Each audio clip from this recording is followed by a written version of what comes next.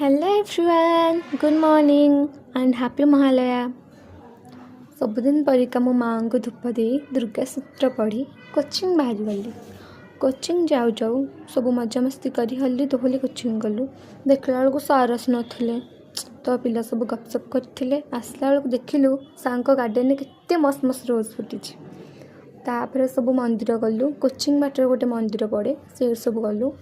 पादुका पाई ठाकुर दर्शन करी राधाकृष्ण मंदिर को गली।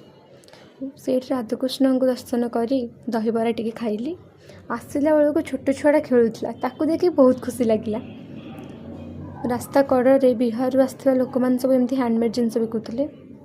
आसला पर केते मजामस्ती कर सारा अंकल को क्वेश्चन कलु, अंकल टिफिन आसला?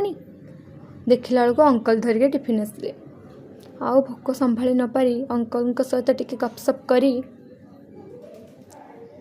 टिफिन खोलदेला बेलू सबुदिन परिका बेकार खाइबा।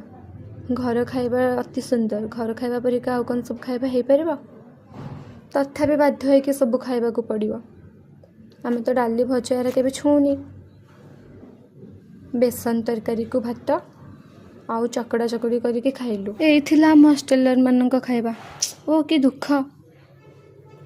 बाय बाय एवरीवन, आज बास एतिकी।